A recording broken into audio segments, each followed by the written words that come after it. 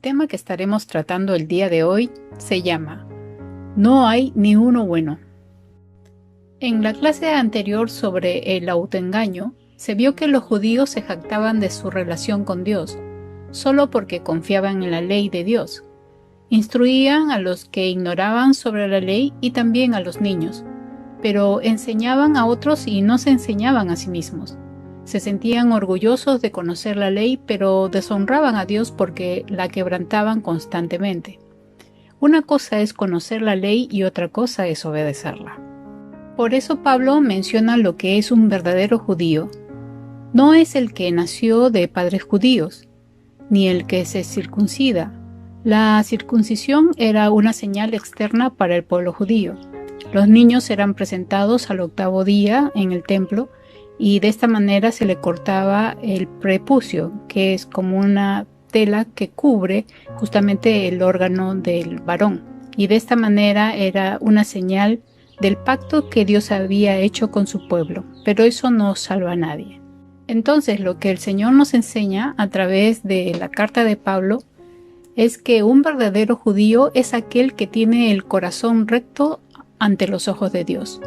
Por eso la verdadera circuncisión no consistía solo en obedecer la letra de la ley, que es algo externo, sino que es un cambio en el corazón producido por el Espíritu, y cuando tu corazón es realmente transformado, buscas la aprobación de agradar a Dios y no a la gente.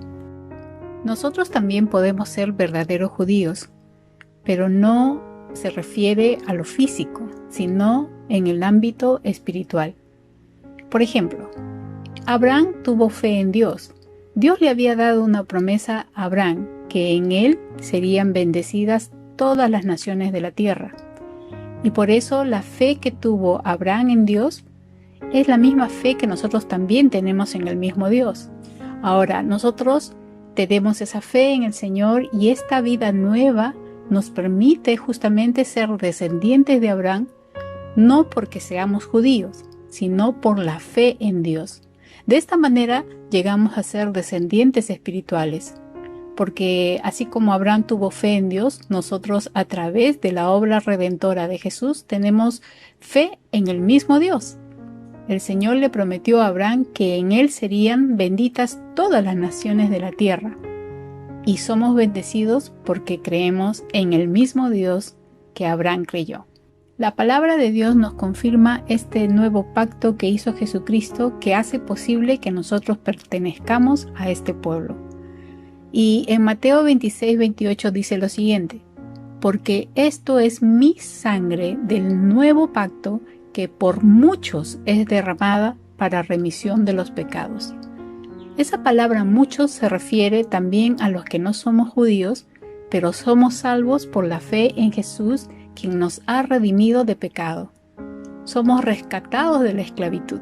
Este pueblo espiritual irá creciendo, y no solamente está hablando de los judíos, sino de un pueblo conformado por diferentes naciones, siendo Dios nuestro único Rey y gobernante. Apocalipsis 5:9 al 10 dice lo siguiente: y cantaban un nuevo canto con las siguientes palabras: Tú eres digno de tomar el rollo y de romper los sellos y abrirlo, pues tú fuiste sacrificado y tu sangre pagó en rescate para Dios, de gente de todo pueblo, tribu, lengua y nación, y la has transformado en un reino de sacerdotes para nuestro Dios, y reinarán sobre la tierra. Acá está hablando de aquel que tomó el rollo, que es Jesucristo, aquel que pagó un alto precio, dice, en rescate delante de Dios. ¿Y sabes quiénes son? Según el texto, es de todo pueblo, de toda tribu, de toda lengua y de toda nación. El Señor será el único Rey en medio de todos los reinos. Y de esa manera nosotros estaremos ahí, salvados por la sangre de Jesucristo. Entonces, acá no solamente está hablando del pueblo judío, sino también de ti y de mí, que hemos creído en Jesucristo y a través de él nosotros somos salvos. Por eso nuestra tarea es seguir compartiendo el Evangelio para que conozcan a Dios y su gobierno a través de la fe en Jesús. Pablo explica que nadie es mejor que nadie. Bueno, los judíos pensaban que eran mejor que los demás por tener la ley, pero el Señor menciona lo siguiente en Romanos 3:9. Ahora bien, ¿llegamos a la conclusión de que los judíos somos mejores que los demás? Para nada. Tal como acabamos de demostrar, todos, sean judíos o gentiles, están bajo el poder del pecado. Continuemos leyendo. En el versículo 10 menciona, como dicen las Escrituras, no hay ni un solo justo, ni siquiera uno. La palabra justo viene del hebreo tzaddia y significa que uno, cuando es justo, es honesto, vive con rectitud, hace obras de justicia, porque vive conforme a la palabra de Dios, no se deja contaminar por otros. El que es una persona justa está apoyado y su respaldo de vida está en el Eterno. Se sostiene en Dios. Vive en camino de santidad, está separado, es modesto y no le gusta publicarse. Esa es la característica del justo. Pero nosotros podemos ver en este texto la contraparte, que realmente no hay un solo justo, ni siquiera uno. En el versículo 11 nos menciona, nadie es realmente sabio, nadie busca a Dios. Habla de personas que quizás han escuchado enseñanza, pero no la entienden, no han prestado atención a Dios y por eso no lo buscan. Aquí hay una frase que dice, el sabio puede cambiar de opinión, el necio nunca. Aquí en Lucas 8:18 es un texto referencial que nos va a ayudar a poder comprender por qué es importante atender a la palabra de Dios. Miren lo que dice. Así que presten atención a cómo oyen. A los que escuchan mis enseñanzas se les dará más entendimiento, pero a los que no escuchan se les quitará aún lo que piensa que entienden. El Señor pide que prestemos atención cuando escuchamos la palabra, sin ninguna distracción, estar realmente concentrados, no pensando en dos cosas a la vez como muchas de nosotras hacemos. A los que están atentos a sus enseñanzas, Dios le va a dar más entendimiento. Aquí nos habla de un corazón, de una mente, un buen terreno que está dispuesto a recibir la enseñanza del Señor. Pero los que no quieren escuchar, se les quitará aún lo que piensan que entienden. Miren lo que dice ese texto. Por eso muchos pueden escuchar la palabra en forma pasiva, relajada. Solo lo escucha, pero no produce nada en su interior. Uno debe de escuchar con fe y con el deseo de obedecer, como un sediento cuando necesita agua. El texto dice que a aquellos que no escuchan se les quitará lo que piensan que entienden. Si solo escuchamos la palabra por rutina, para no sentirnos mal, solamente esto sería religión. En Jeremías 4:3 nos menciona, dice que no debemos desperdiciar la buena semilla entre los espinos. Cuando uno menosprecia la palabra de Dios, el corazón se endurece o produce espinos y no deja entrar la semilla que es la palabra de Dios. No habrá sabiduría en uno y como resultado uno no va a buscar a Dios. Si vemos lo contrario al no sabio, vamos a ver a la persona que es sabia. La palabra sabia en el término hebreo es chakam y se refiere a una persona sabia, prudente, que levanta un muro para que nada lo contamine. Ese muro lo levanta con la palabra del Señor y no permite que nada impuro entre o le influencie. El sabio bendice, tiene autoridad, porque su sabiduría viene de Dios y depende absolutamente de la palabra de Dios. La palabra de Dios realmente nos hace sabias. Pablo sigue mencionando en Romanos 3:12, dice, todos se desviaron, todos se volvieron inútiles.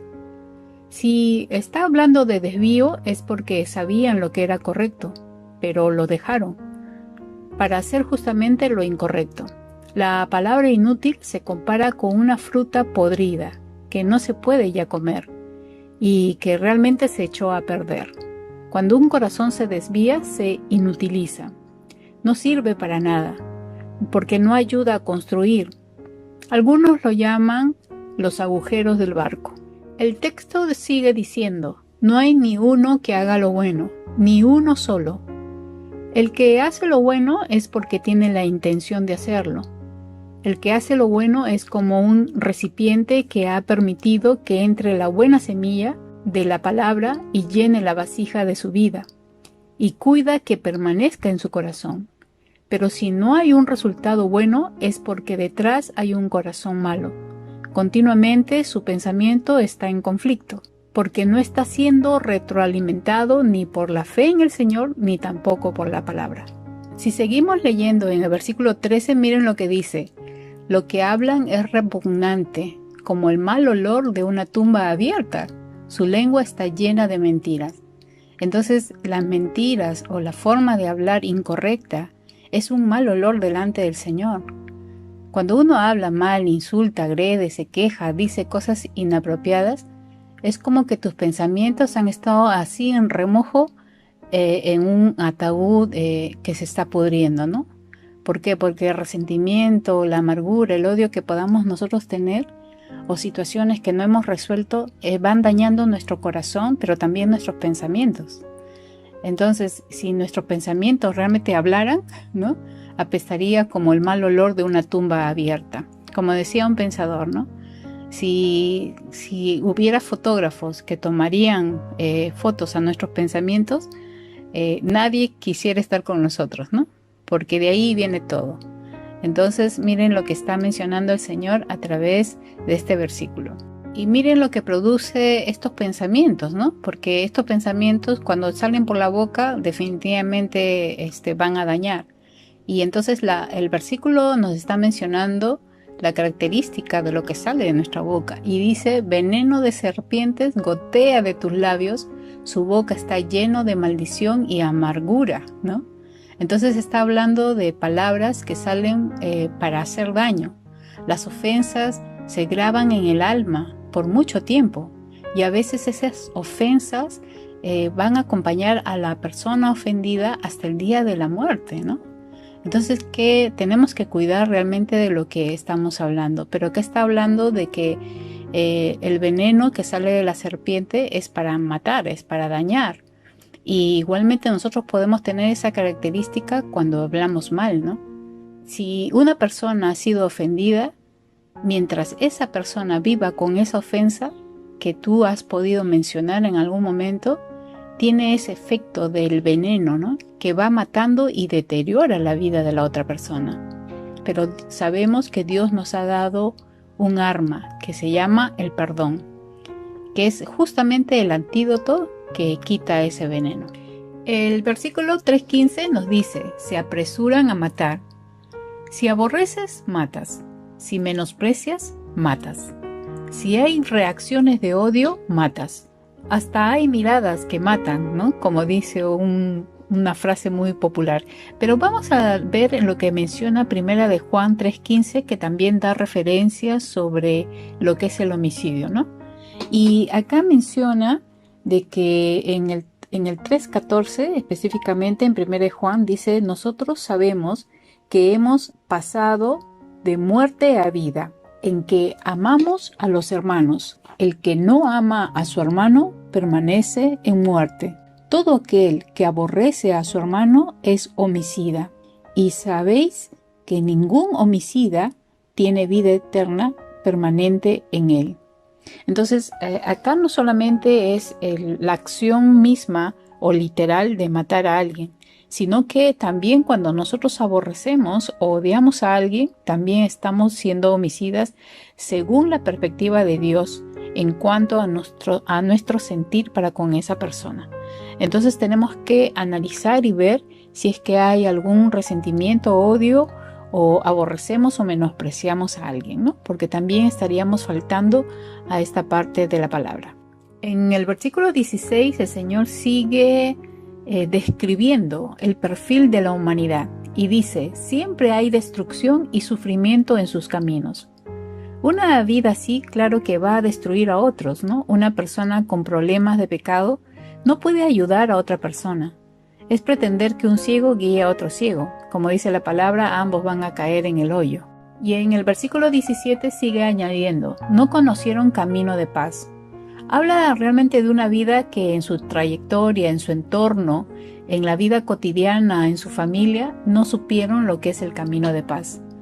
Esto habla de un mundo conflictivo que trae y lleva problemas. En los hogares muchas veces las personas son bélicas, ¿no? Siempre hay pleito, no hay palabras de gracia o que estén adornadas de dulzura. No saben bendecir a los demás. Son personas que no tienen paz, porque hay una batalla en sus corazones. En el capítulo 3:18 de Romanos dice, no tienen temor de Dios en absoluto. ¿Se dan cuenta que este término se ha ido repitiendo en los capítulos anteriores? Esta es la raíz del problema de la humanidad. No toman a Dios en cuenta. Entonces, leyendo todos estos versículos, Dios nos está dando un perfil de la humanidad. Cada vez que vayamos con las buenas noticias, realmente nos enfrentamos a este tipo de corazón que describe Dios.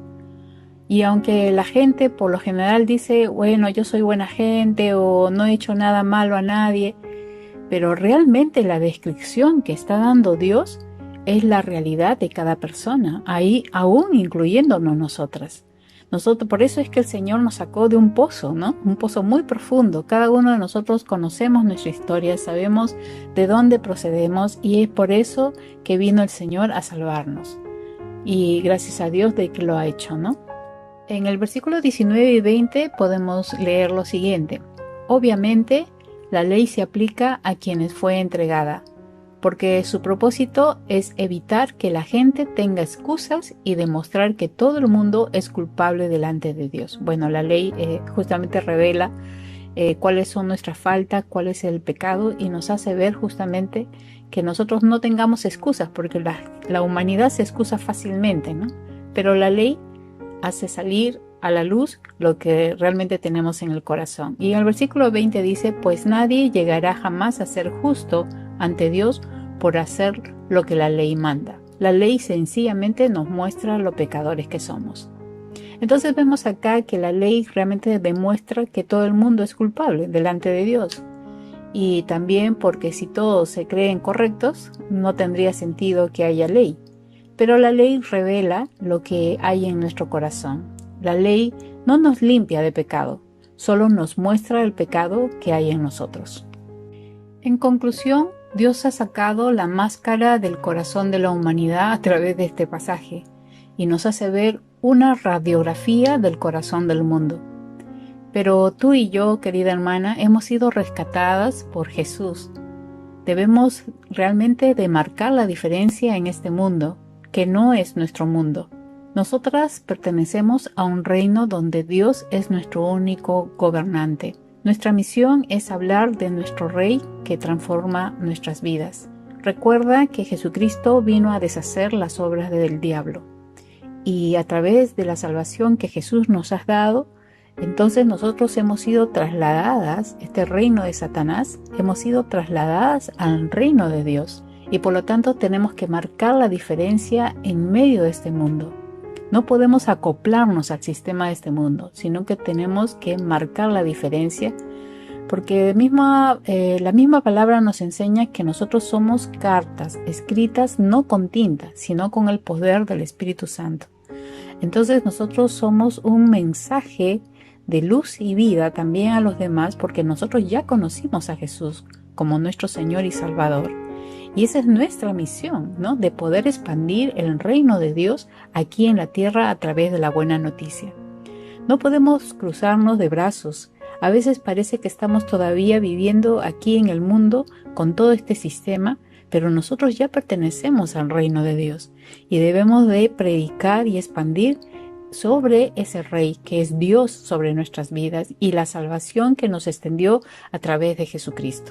Bueno, por eso la tarea de esta semana es justamente confirmar, ¿no? Que nosotros somos diferentes porque el Señor nos ha hecho diferentes y durante esta semana vas a ejercitarte hablando con gracia, bendiciendo al que te ofendió, responder con dulzura ante un menosprecio, aclara algún problema con sabiduría que puede estar creando algún malestar en tu vida y compártenos todo lo que has podido hacer en esta semana, cómo te fue, y lo vas a grabar un pequeño video y se lo envías a tu mentora. Que el Señor te bendiga, te use como luz y sal en medio de este mundo caótico. Dios te bendiga.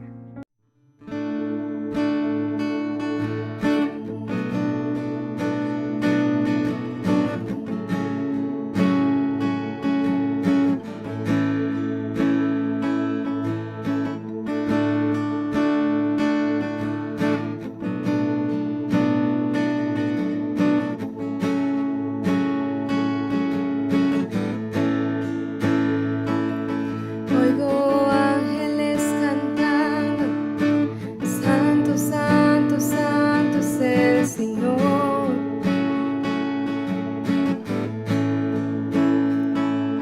Veo santos redimidos, trayendo ante el trono adoración.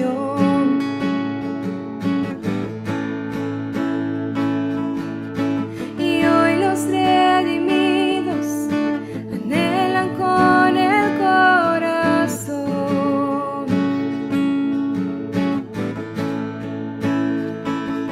estar en el lugar donde el cielo y tierra uno son, como el rugir de muchas aguas. Cantamos gloria, honra y poder a una voz que hoy resuena. Toda lengua proclamará: Dios es Rey, Dios es Rey.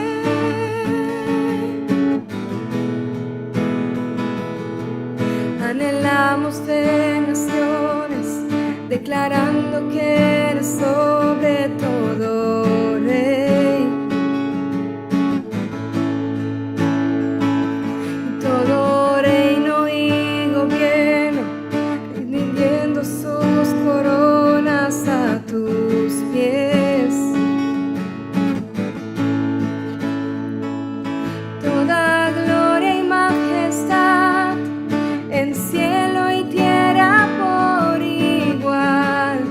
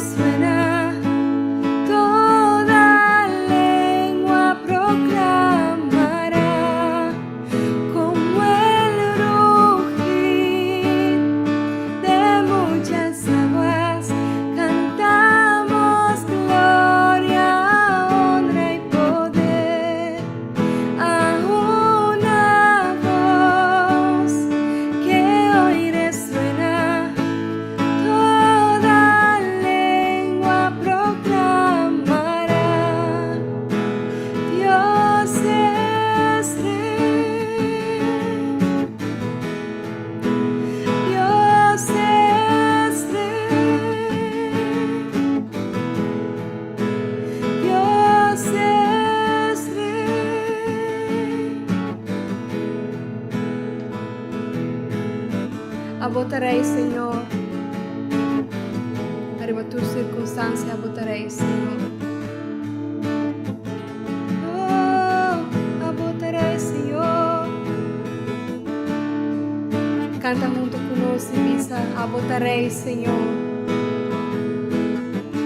Tu eres Rei, tu eres Rei. Votarei, Senhor, votarei. Está adorado, Senhor.